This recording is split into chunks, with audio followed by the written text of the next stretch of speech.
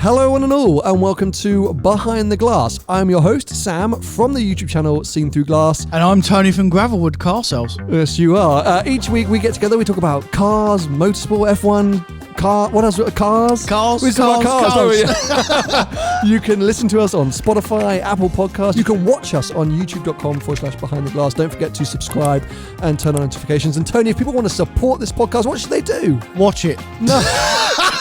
But also head to Patreon. You can support us on patreon.com/Behind the Glass. Thanks for tuning in. We hope you enjoyed the episode.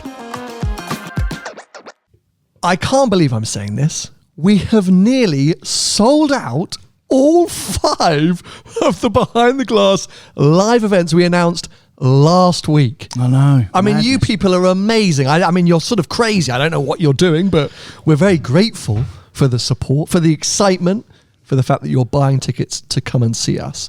If you missed the big announcement last week, we have revealed the initial dates for this year's live podcast events. Yes, we are hoping or planning to do 1 or 2, maybe even 3 more events this year. Who knows?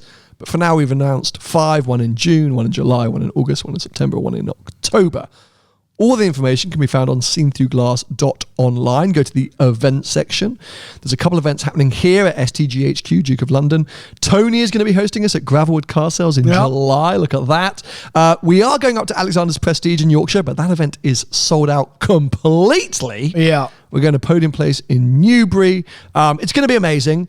There are literally, handfuls of tickets left for basically most events except October. October's looking pretty healthy. I mean, we've sold over half. There's not loads of tickets left. October's here. October's back here. Yeah. Yeah. So that's a way away, mate. And because of the demand as well, I think we probably got to go back up north because... Yeah. Clearly, we've got a lot of you who are up north who want to attend events here in the UK, and that we've seen that. So we'll work hard to try and add a date or 2 that's, up north. Yeah. Maybe even as far as Scotland. Who knows? Yeah. Could we do one in Ireland? Well, mate, do you remember when we done that trip? That was amazing, Ireland? Wasn't it? Yeah. Let us know the demand. Comment below if you want. Ireland would be a bad or send us a DM. That could be fun, couldn't it? But yeah, we can't wait. We're foaming at the bit to get these live events up and running. We've got some cool, fun surprises planned. Let us know, by the way, if there are specific topics you think would be fun to do in a live environment that you can all get involved in. We've had such glorious moments as Tony slagging off the McLaren F1 in front of 150 people and us having arguments about God knows what in front of rooms of people. Me going in on all your cars. Yeah, well, of course we're doing the Rate My Ride section, of course, seeing what everyone turns up in. I already know a couple of things coming that you are going to have fun with. So yeah, one more shout out. We've got to do that shout out. Seenthroughglass.online. Go to the event section. A few tickets remaining for those initial events. Well, 4 out of the 5 events that we did announce. Anyway, you know what? Today's going to be a very laid-back episode, mate. We got our coffees. It's a relatively early start because I'm headed to the airport in a second. We'll touch on that again in a moment. But I just want to catch up. I want to see what's going on with you. I know we've both had nice car-related weekends. We've both been out and about. Yeah. I feel quite happy about life today, you know. Lovely day. Sun is shining. There seems to be some cool car stuff happening. I feel sort of positive about automotive life. And so I'm going to sit here and sip on my coffee. That's a tongue twister. Sit and sip. It's not really that difficult, mate. Go on, you say it. Sit and sip. All right. Show off. I mean, I'm not even privately educated. I mean, I'm not educated at all. No, full stop. And I want to hear, how was your weekend? Because I know on Sunday you went up to Caffeine and Machine. On Sunday I went up to Caffeine and Machine. Yeah, went up with Supercar driver. I thought I'd have a run out in my car, so I had a run out in my car. It was a nice day yesterday, especially lunchtime when the weather broke. Mm-hmm. So sun came out. Yeah, it came out quicker in London.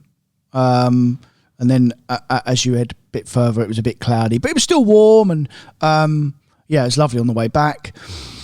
And goes to Caffeine Machine. I like that place. Have you been before? You must have been before. A couple of times before, but I like the concept of it. I love the concept of it. Yeah. And I like it.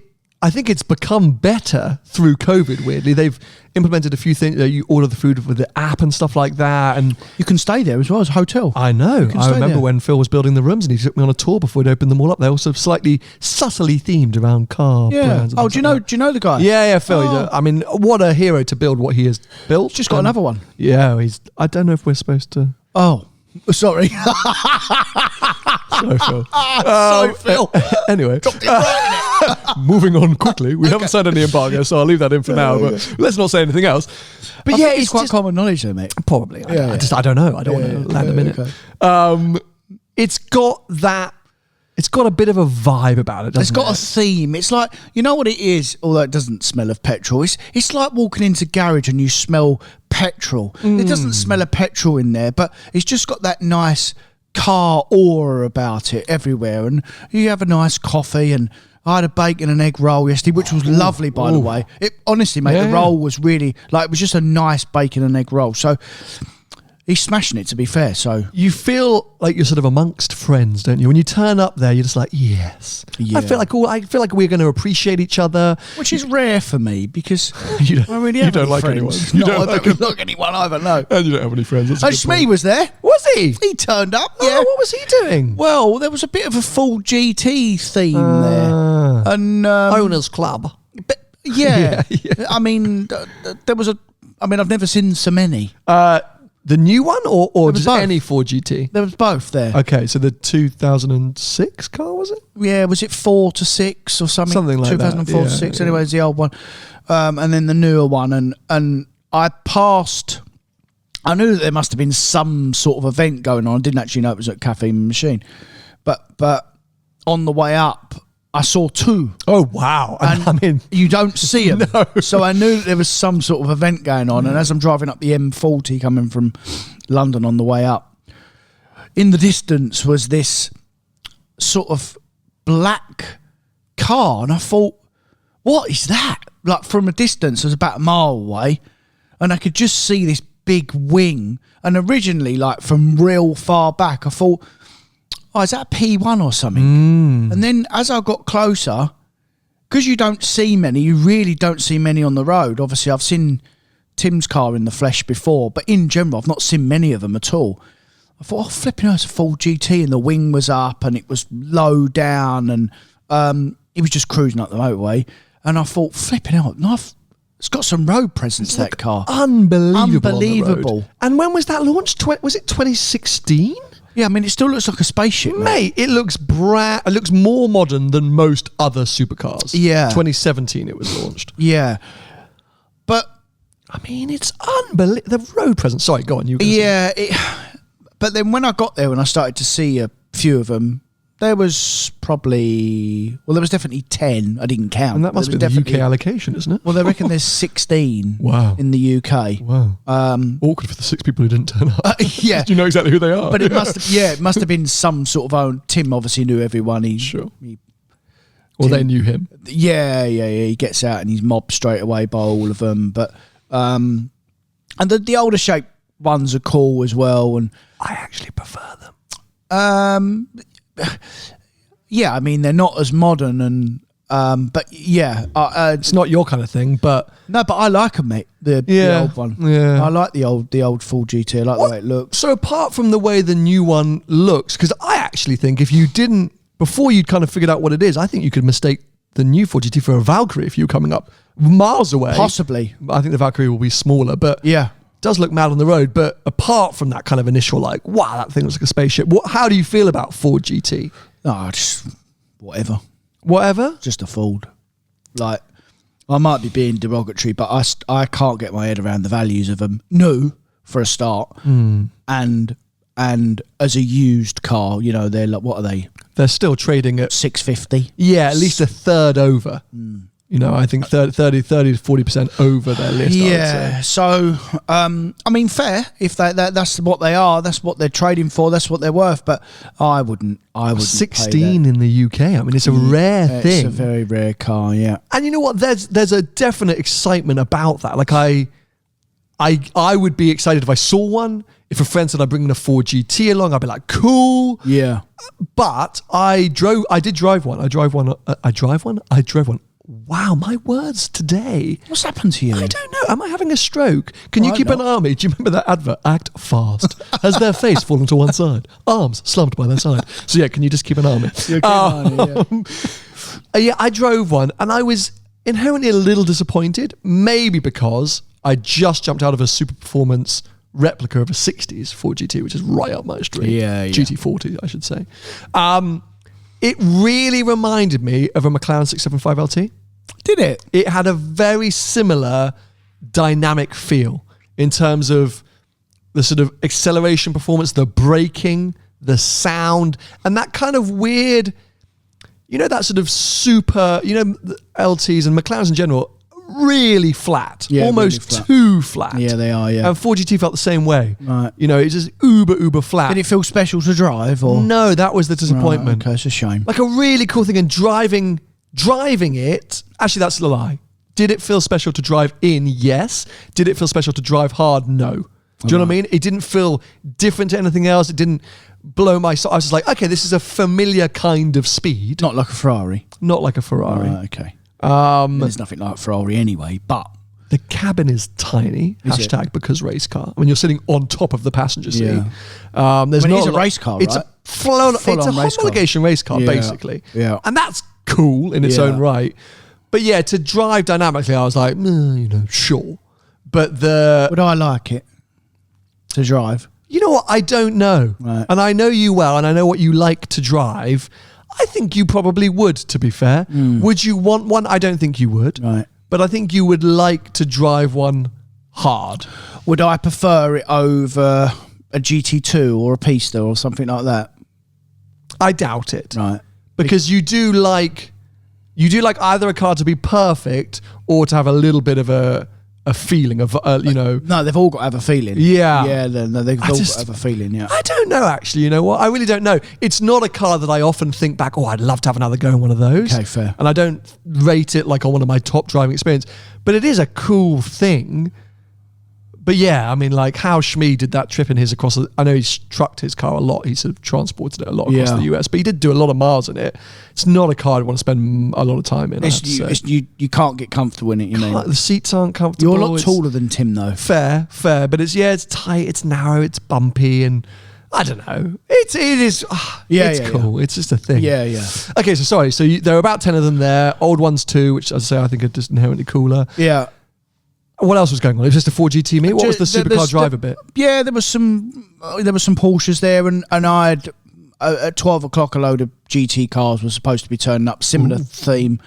I'd left by then because Okay. I mean I've Still want to spend any money? No. Yeah, I've seen all the GT cars I want to see. So there was some other cool cars there as well. There was an old. I don't even know what it was. I think it was an old... It looked like one of them XJ220s. Okay. But like a race car spec thing. Not green with silver wheels? No, it was blue. But, it could have been an old Aston as well. But, I don't really know, mate, so I don't really pay much attention to them, I'm going to have a quick look on Freddie's page, TFJJ, because he was there over the weekend, and he may have taken a photo of it. He might have took a photo of it, yeah. But there was some cool stuff, but I don't really go to many meets anymore because it's always the same cars in general. The reason why I went yesterday is because Cafe and Machine is quite a cool place to go to in general, and I had nothing to do in the morning yesterday morning, and I fancied a run out in my car, so it was nice weather. It was nice weather, and yeah, I just fancied having a drive. But in general, I don't really do car meets anymore. Can you see that? Was it that car? Yeah, it's an XJR15, I think. That was there, yeah. I parked next to it. I'm pretty sure it's an XJR15. Nice car. Yeah, exactly. Yeah, very cool car. Sounds the bomb. Yeah, I didn't know it was static. I didn't. I knew Freddie would have got a picture. What a legend. Well done, boy. I'm the same as you, though. So I went to my first, just casual car meet for a long time on Saturday. I went to the Tiger Club, which is run... I think wholly, I'm going to say in part, but I think that's wrong. Yeah, so it's run by George Bamford from Bamford Watch Department and Bamford Automotive Where Department. is it? Usually starts at Dalesford in the Cotswolds. Nice. And then they usually go and do drive outs from there. Always an unbelievably eclectic mix of cars because it's kind of, I think it started just with sort of his friends. I think and it's sort of grown from there. Friends of friends of friends. So everyone kind of knows each other. I guess the potential criticism you could say is that it would become cliquey, but I actually don't think it is, because every time I go, there's different people. I meet new people. And fair enough. It's very nice. But yeah, this Saturday we had 250 California Spider Ferrari, which now it could be real given that group, but it might have been a rebody. I think it was a 250 something rebodied, I think. I mean, you are full on talking to the wrong person. Okay, well, anyway. I don't know what a rebody. Let me just have a quick look. I know what a 250 GTO is, but it could have been the Chris Evans car, actually, because it was white. Oh, yeah, no, I think it was probably the real deal. I'm just looking here now. Sounds like it'd probably be the real deal. Really? Yeah. Is that a proper bit of kit? I mean, mate, that's all the money. What is it, 30 million, that car?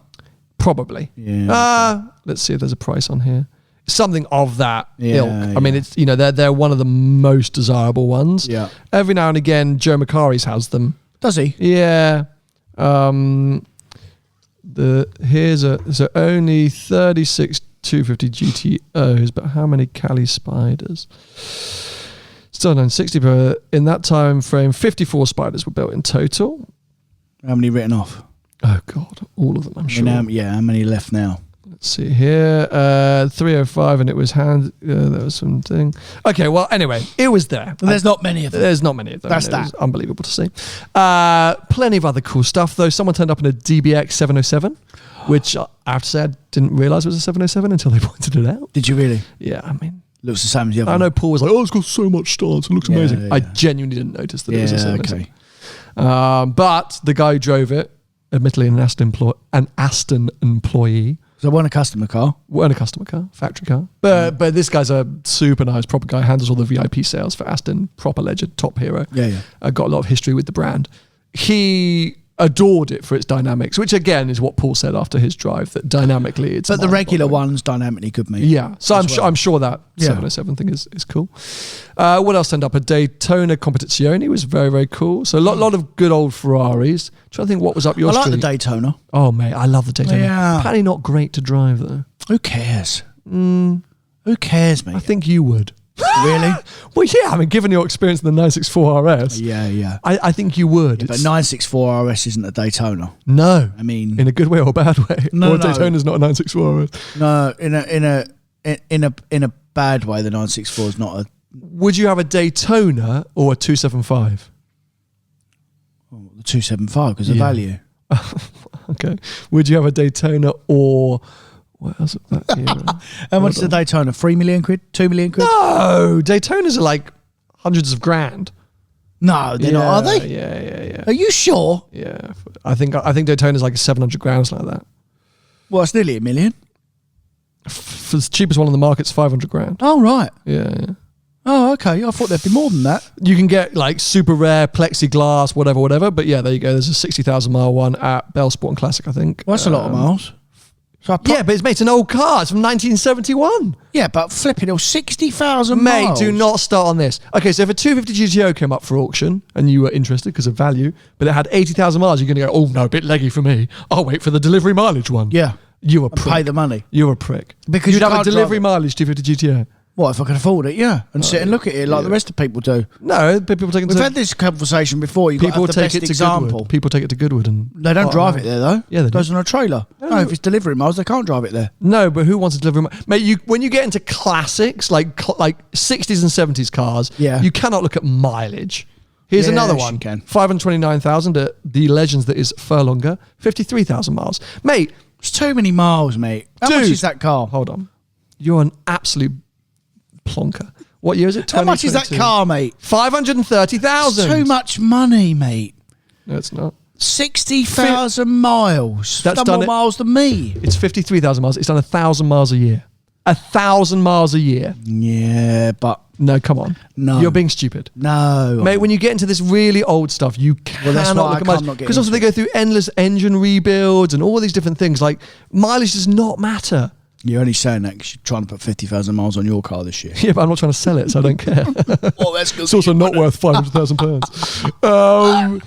So that was very cool. But let's think of things that were kind of a bit more up your street. There was a very nice GT Silver 911 GT3 Touring, the last shape. Yeah. Beautiful. Yeah. A very cool couple that appeared in a classic black 911 Targa and a brand new, a 991.2 all black Targa, which was nice. Actually, not much modern stuff. I'm trying to think what else was there that was modern. It was a lot of old stuff. You wouldn't have been that happy. No. There was the old shape 4GT, but anyway. Yeah, I would have been.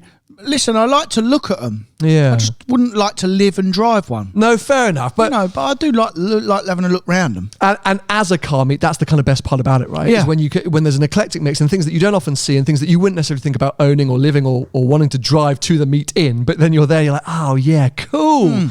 And that was so nice because it's been ages because of COVID, because of Drive the World, because a lot of reasons that I've just been to a car meet like this to go for a nice drive, hang out with some people, chat some cars, and it's not something that I think actually happens in the UK all that often in a casual sense. Yeah, I think if you wanted to, especially this time of year, you could go to a car meet every weekend. I agree. Yeah, if you wanted to. If you wanted to. I change my statement and I make it a little bit more niche and a little bit more basically nice eclectic expensive car meets. That's such a dickhead thing to say. Yeah. So in West Cotswolds. Literally in really nice locations where coffees cost £8.50. In West Coast America, mainly California, the car culture I think is the best in the world. Okay, fair. Because every single Sunday, and sometimes every single Saturday, every single weekend, there are car meets that happen in the same place, in the same timings, and 500 cars turn up, and it ranges from road legal P1 GTR to LaFerrari to modified Beetle to hot rod, whatever. And they all park next to each other, and everyone hangs out and everyone chats. Yeah. And it's fully eclectic. Yeah. My issue with the UK tends to often be that there are groups, there are cliques. So you've got the 4GT Owners Club. Then you've got the JDM meet. Then you've got, we're doing bagged car meet. Then we're doing the drifter meet. Then we're doing the supercar meet. And it's very rare that it feels like a lots of different groups or cars come together. Yeah. And go on. Yeah, and what I find with car meets as well, which is why I don't go to many anymore, is that like it's the same cars all the time. You know, you see the same cars because of that. Because it's like supercar meet or JDM. I mean, I wouldn't go to Porsche a JDM. GT meet. Yeah, I wouldn't go to a JDM meet because it doesn't interest me at all, you know? So... well, you wouldn't know what you're looking at. No, I know exactly what I'm looking at, but I mean, it's my era, mate. No, Subarus I'm winding you up. Evos and old Skylines and Nissan Pulsars and Probably stuff. worth more than most of the supercar meets these days. Some of them are worth a fortune, yeah. But yeah, it wouldn't really interest me. Like it's like the Ford meets. You know, people go mad for these Ford meets. So there's an annual one at Silverstone all the time, and endless clubs. You're right. Clubs as well. But yeah. if you've been to one in the UK, chances are the second and third you go are going to be the exact same car. For sure. So it can become quite repetitive. And as I say, because it's these clusters, these groups, rather than these kind of generic. This is a Cars and Coffee, and anyone is welcome as a petrol head. Come hang out. We're all interested in each other's cars. Because, to be fair, if on Saturday I'd arrived and someone was there in an original Skyline or even in a highly modified Focus RS, I probably would have gone over and be like, what's going on here? Tell me about it. I'd been super interested, but instead I have to go over to that specific meet where I'm going to be slightly unwelcome because I'm going to stand out in my F-Type. Hello.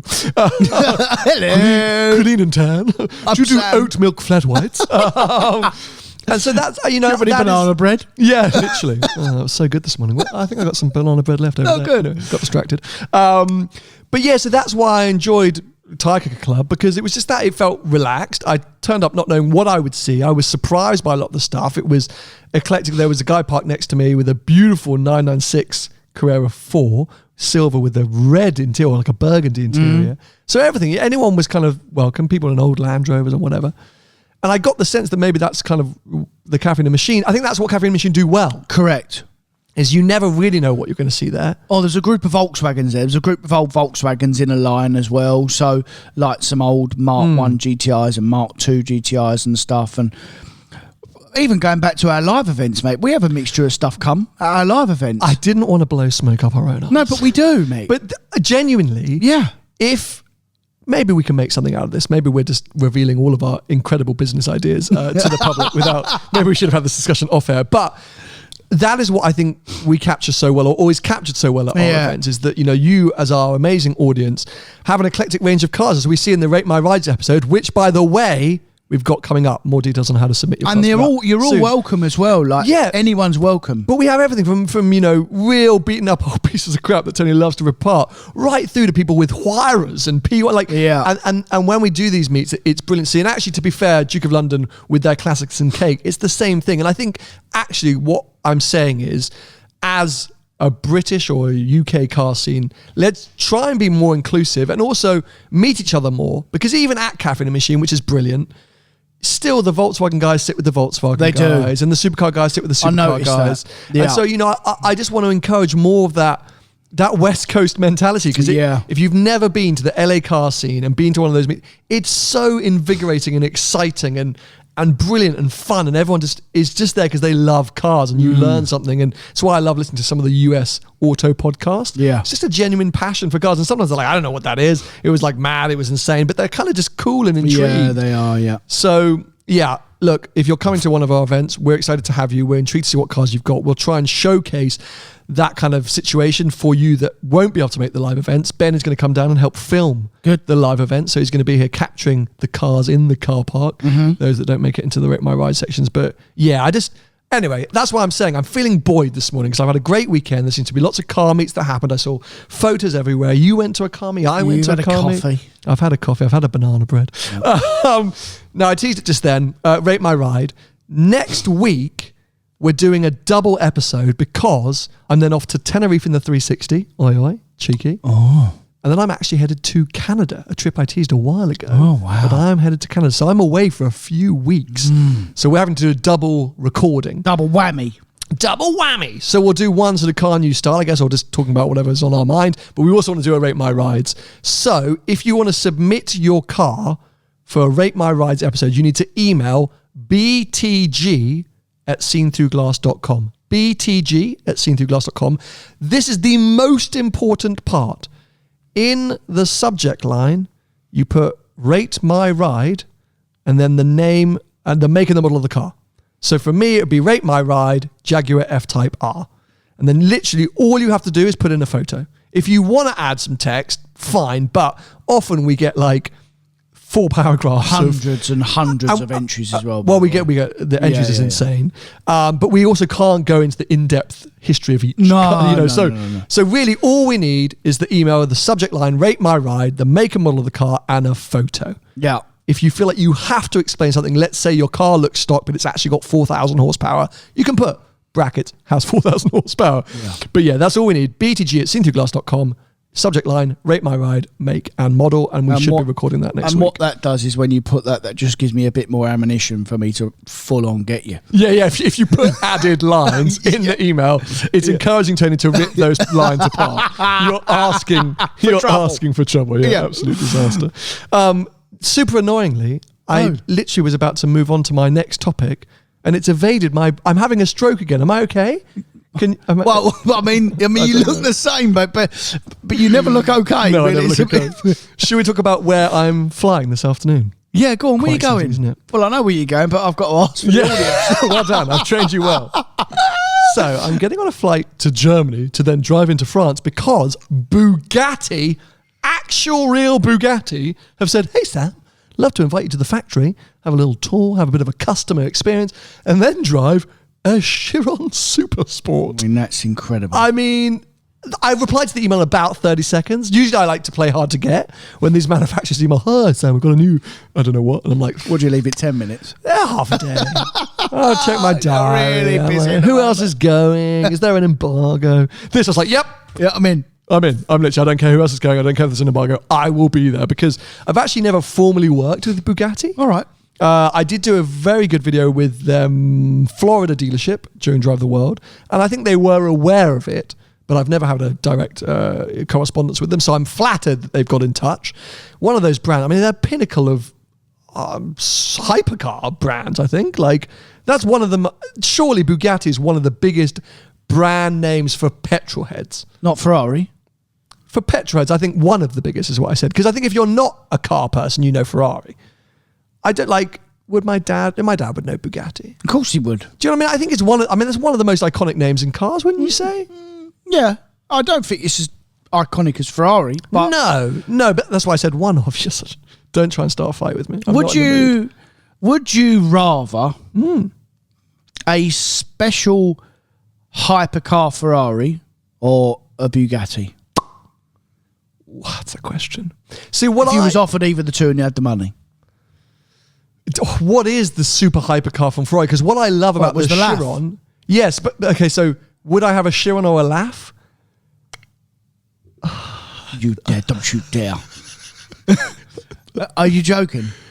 I think I'd have the Chiron. Are you well? No. I mean, the Chiron is a masterpiece, and I'd love to drive one, and I bet it's like something you've never driven, and I can't wait to hear what you think when you come back.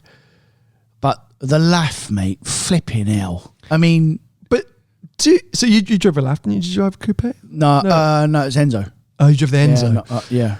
So here's my one thing about LaF. Now, don't get me wrong. There's very few scenarios where if I was in this situation, I would struggle. I would bore you for about 6 months.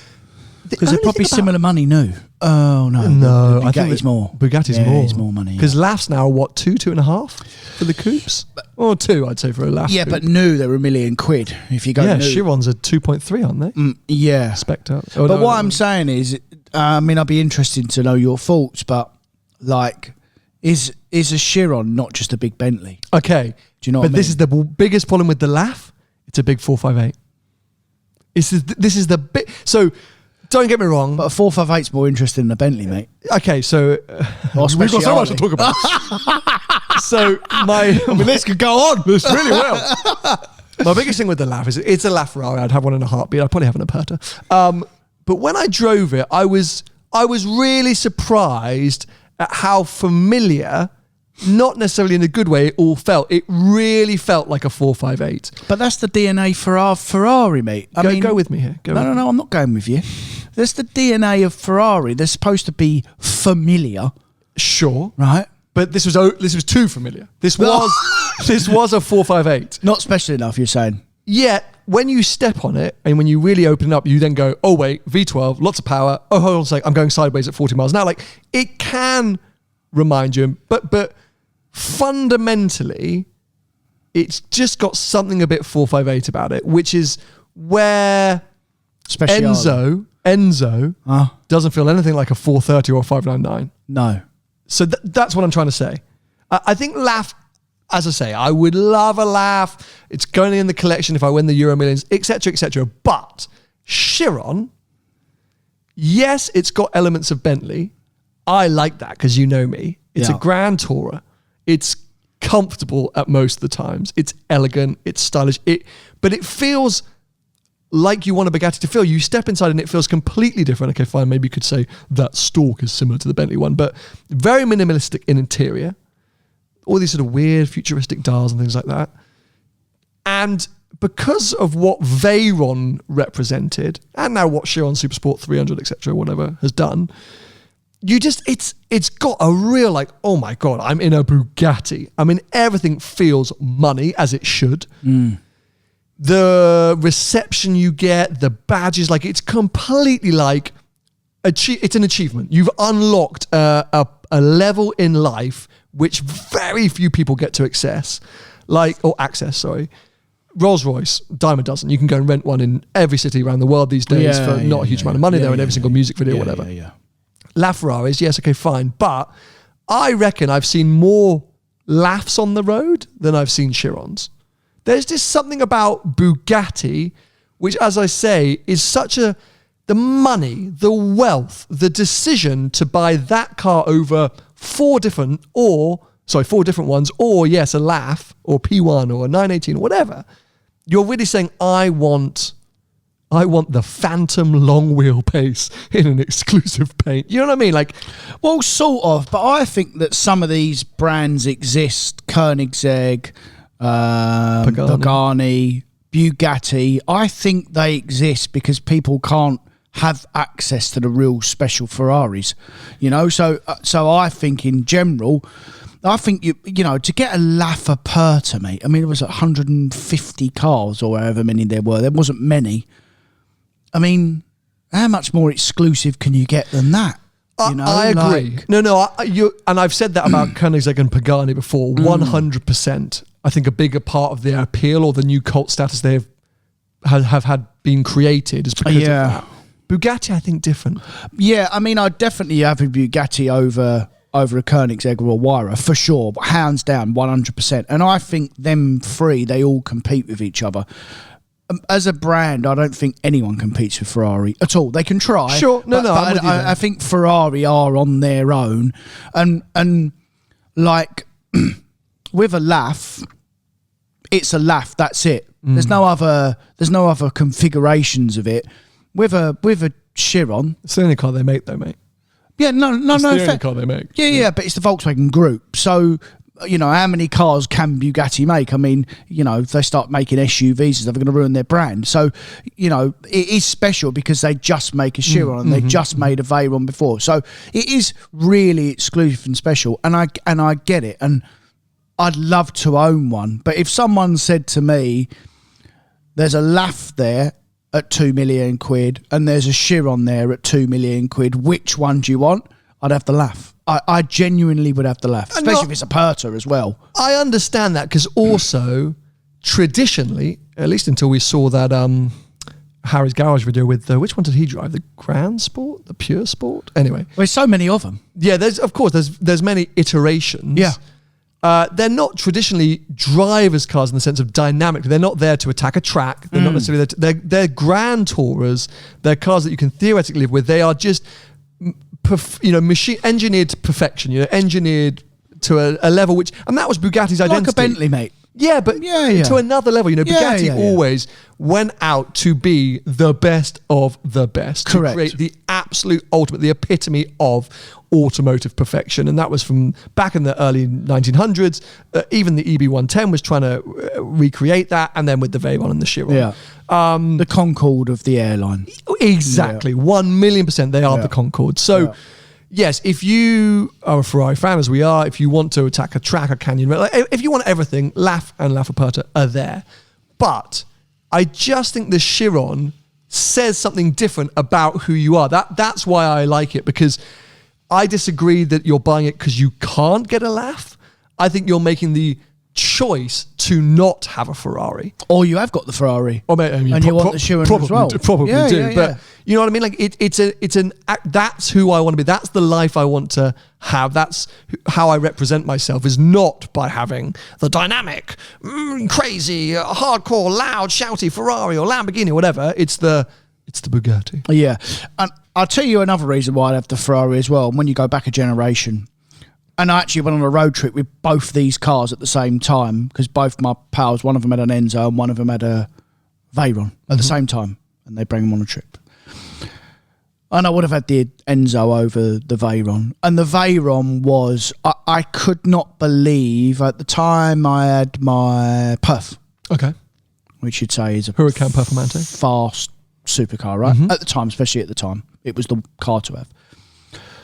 And I could not believe, I mean, the Veyron being 10 or 15 years old, by the way, I could not believe how fast it drove off. Yeah. Like it is honestly like, it was like I was in a Ford Fiesta. It's a freight train. It honestly, mate, it just sodded off. And like, it's not an exaggeration. It just drove off. The guy was probably eating a sandwich and sending some emails at the time. He was cruising. Yeah, he wouldn't even have known. No. Yeah. He was cruising. But like he said, like, you can't hear nothing. There's no real feeling. Whereas in an Enzo or a LAF, the only time you think it's an absolute masterpiece, one of them Chirons or a Veyron, is when you're doing 200 mile an hour, because it's unprecedented. I mean, you know, you sit at 200 mile an hour and you could whisper to your passenger. You can't do that in a LAF. I mean, you're doing well to do 200 mile an hour in a RAF because you'd be scared. You know what I mean?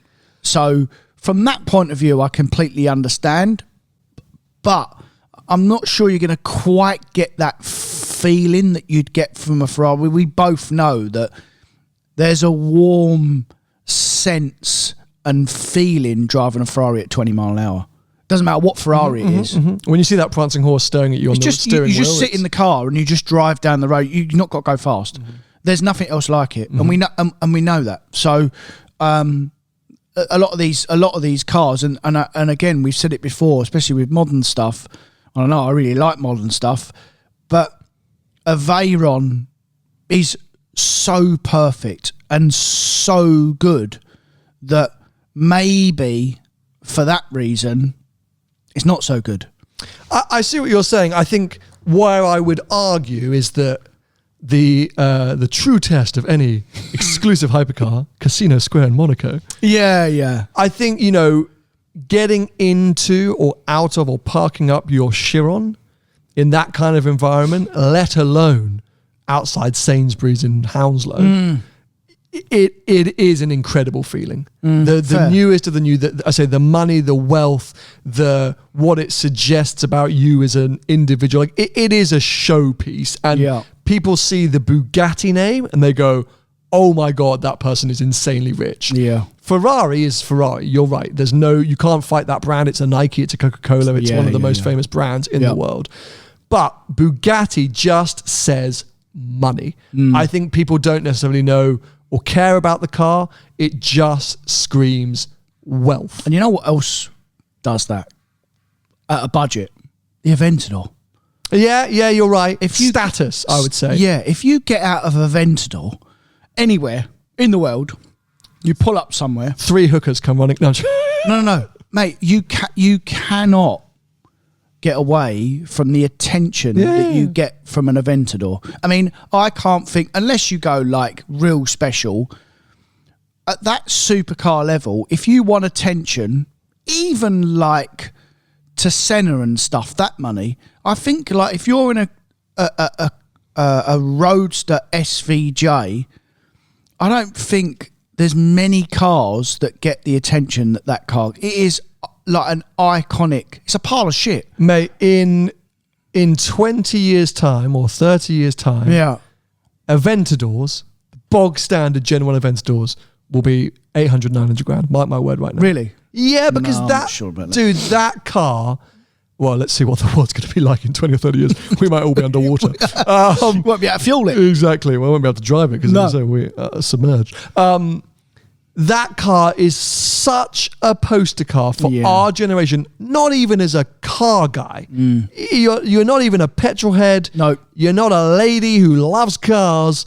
You just are aware of being alive. Yeah. You want an Aventador. Yeah. Because popular culture has made that the status symbol, the car to have. Yeah. For 15 years. No, when did it come out? 20, Yeah? 15 years? Yeah. 2009, so nearly. So when people who are my age or even 10 years younger start to make their money at 50 years old, they're still going to want Aventadors. 2011, actually. 2011. But yeah, whatever. It's 10 years old. 10 years old. Yeah. 11 years old, whatever. So you know, and you have to, that is how cars inherently gain value, if you look at it. And so because of its position in popular culture and because of the sort of, as you say, the attention it gets, the Countach hasn't really done it, the Diablo hasn't really done it, but the Aventador, I think, is another level of popularity. Yeah. But what I'm trying to say is that, yes, you do get that from a Chiron, but you can equally, the Aventador is a really good example of just wealth. And because the general person in the street, like you said, they don't have to like cars. Wherever we go, and my mate's in his SVJ or an Aventador, and there's always 6 or 7 of us in all modern supercars, they always gravitate to the Aventador. Yeah. They don't look at anything else. And it's horrible. Mate, you know what I mean? It was the same with my Alfa Romeo 4C. Really? Yeah. Yeah. Well, why did they look at it? Because it was on fire most of the time.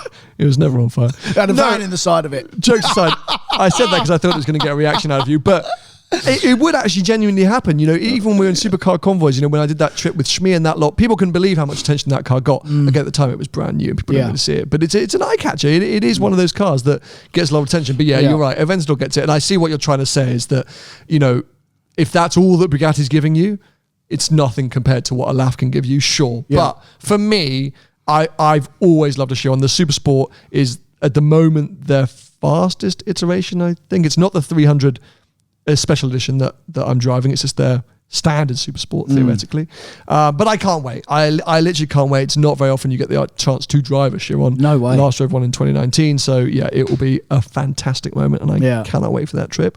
So I'm headed to the airport straight after this, which will be exciting. It's actually leading up to a month or two of mega trips on the main channel. So, yeah, off to do that. There's a very special or very cool video going live after that, which I actually filmed a few weeks ago, which I cannot say a word about. I think I already mentioned, didn't I tease that I did something which I can't talk about because I'm going to get sued if I do? Tease to me? Or oh, maybe I did it on the After the Checkered Flag podcast. Anyway, that video is coming soon. Stay tuned. It's in the desert. That's what I'm going to say. Ooh. I knew you went. That one. Yeah. Then off to Tenerife in the 360. Then I'm off to Canada. Got some cool stuff lined up. Then I come back and it's Mila Miglia. Oh my God. Amazing. Then it's the British Grand Prix. It's Goodwood Festival of Speed. Then it's our live shows. You going to Monaco? No, I don't think I am. Oh, right. I don't think I am. That's soon, isn't it? That's very soon. That's actually it's coming up. Couple of races time. End of May. Yeah. Right. And then end of July, I'm just putting plans in place for a big Euro trip in the new car. Right. Yeah. I might come and join you. You will. I will, yeah. Now, very quickly, before we wrap up today's episode, I wanted to catch up with our patrons. We love our patrons. Support this podcast every single month. They're absolute legends for doing so. And they've been suggesting a few topics, a few things that they wanted us to discuss. So I thought we would just skim through and see what might be coming through. Max Millam said, this might be more of a full episode, but I'd love you to revisit your dream garages, especially with the amount of cars that have come out since we last did this. Probably is a future episode that we need to do because we did it a few years ago now. But what I'll do is I'll ask you the one car. If you had limitless money right now, what would you be going with? What would you go out and buy tomorrow? LaF. That would be your go-to. I think so, dream yeah. car. I mean, Enzo would be right up there as well. But if it's something to just look at, Enzo. Yeah. If it's something to buy to drive, it'd be a LaF. Okay. A Perta. LaF Aperta. Yeah, oh yeah. Red? Who cares? I might have a black one, actually. Yeah. It suit you, actually. I'm a bit fed up with red Ferraris. Oh, all right. Chill out. I mean, I've had quite a few. Yeah, they're quite nice, though, with the tan interior, aren't they? Well, the repainted ones. I would have the GTO Engineering 250 short wheelbase revival. Another Ferrari? Thing. Yeah. Right. So Bugatti's not on your list after you spent 10 minutes defending them. We've both gone Ferrari. No, I just said why I like a Chiron, but I didn't... Oh, don't... Move on. Kieran, biggest successes and failures as a YouTube? Well, that's definitely more of a YouTuber. So that's more of a me question than a you question. Business success, driving a Formula 1 car. A restricted one. Failure. 30%. When did you drive a Formula 1 car, mate? I don't care. I want the full fat one or not at all. I did drive a full fat one. It was restricted. I'm not getting to this. Failures, having Tony as a co-host of this podcast and the smoothie challenge with Seb Delaney. Only OG subscribers will remember that. There's only 2 or 3. There must be more than that, mate. Yeah, but we're rattling these 3. That's a whole episode, fine. Isn't it? Fine. And bore the hell out of everyone. Yeah. Audi RS6 is another. Ollie Maslin. Hi, Sam and Tony. What about resto mods? Ones you like, what you think about them.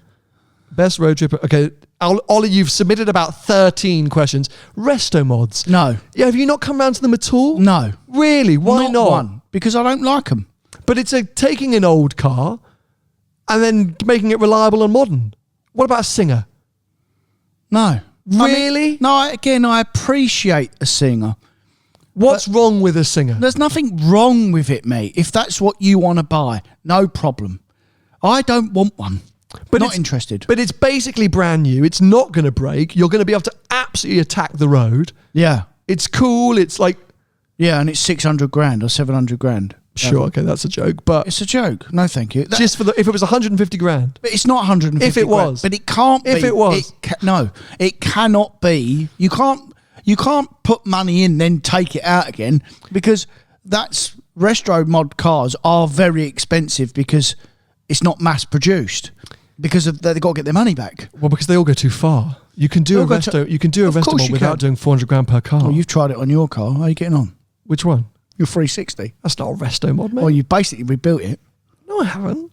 Really? Oh, you're so... I can't bear this argumentative side of you. I haven't got time. I've got to get to the airport. I've got to go to Canada or wherever he's going. Edward Tange, how would you change the way EVs drive? Don't say put an engine in there. Yeah. I saw it. I can see your brain ticking. Put an engine and a gearbox in. Perfect. Gearbox. That's what I would do. I would synthesize gear changes. Would you? Yep. I think that would help. I think it would make it feel more dynamic. I think you would feel like you're progressing more. Even though in gearboxed cars, they're engineering out the feel of changing gear. If you think about Turbo S, you don't notice the gears are changing. Yeah, it's seamless. But that's what I would do. What would you do? Put an engine and gearbox in. Okay. Mo Bella, you're asking for this. Tony, thoughts on the Caterham 7? No, thank you. Being polite. Is that a crash? Well, I mean, people race them. People do race them. I mean, that is death. I love them, actually. No, I do love them, but I'd never own one. No, I do love them. no. I mean, I've seen many of them batting around on track days and gone past them all and think, flipping hell, you are brave in that car. You know, you roll it, you go in the cat litter and you roll it and you come out and you got an air ambulance, you're in trouble. Mate, honestly. It's like motorbikers, or, you know. Similar, like, yeah. I mean, you got a little bit of tin round you, but in general, you're going to fall out. No, thank you. There's 2 times I've wanted a Caterham. One when they let me that 620R thing and it was just hilariously stupid. That felt like a super bike with 4 wheels. Yeah. But then other times, years ago, I was driving through Putney and David Gandy came flying up the high street the other way in like an all black Caterham. I don't know what it would have been, like something fully specced out Larry with his glasses on, looking all modelly, and I was like, sick. Yeah, that's sick. Yeah. Oliver Maycock, we're going to end with your question. Simple question. He says, what car do you hate the most and why? What car do I hate the most? Flipping hell. That's a big one. What car do you hate? I'm struggling a little bit there too. I'm going to keep... I'll tell you what's right up there. Go on. DB7. DB7? That is a full-on, especially the one with the Jag engine. That is a full-on pile of poo. I think they're like 10 grand now. Aren't they? Mate, honestly, that is... Disaster. I mean, there's loads, mate. Yeah. But I hate that car. See, I don't know if there are many cars that I like hate. Like, I hate it. Yeah. It's quite a hard... There must be. You've got to say one, man. I know. I'm racking my... one. But I like cars is the problem. Like, I really like cars. So do I. But, no, you don't. You pretend to for your business. But, hold on. Oh, come on. Help me out. What if I come back and said, it's a load of crap? There must be some things that I've said to you. LP640? Yeah, no, but no, I said because I enjoyed that manual one a bit. There's been cars that I haven't liked. Yeah. Most of them you've owned. Yeah. I actually cannot think of a car that I hate. I've been through... I still hate... I'll come out and say it. I still hate the old M4. Okay. Still hate that car. The outgoing one. As in, 2016 car. Yeah. The one that on YouTube I continuously declared I hated. I still hate it to today. Okay. Anyway, so we'll leave it on that. I hope you guys have enjoyed this episode. I've really enjoyed it. It's a nice casual catch up. Yeah. Chatting cars and talking about how car life is pretty good in the UK. An hour. It was just about. Good. We're getting there. I hope you're all out there as well, enjoying car life. I hope you've been attending some cool events, enjoying the weather. Long may it continue here in the UK, but wherever you are in the world, fingers crossed, stuff is starting to happening in the automotive world. Stuff does start to pick up. We said anything controversial today? I'm sure we did, but I've forgotten now. What's a shame? What do you mean it's a shame? No, we have, don't worry. Oh, good. It's not that. It's not our weekly task to say something controversial. Well, it's mine. Sometimes we're going to say stuff that's nice. It's always trying to get me in trouble, trying to get me sued. Anyway, yeah. One more reminder: a handful of tickets remaining for our Behind the Glass Live podcast events. Head over to seenthughglass.online. Go to the events section. Subscribe to this YouTube channel if you're watching us. Hit the notification bell so you don't miss future episodes. If you want to follow Tony, he's at Tony Greenwood Car Sales on most social media platforms. I'm at Seen Through Glass on most social media platforms, and we'll be back with you next week. Bye-bye. See ya.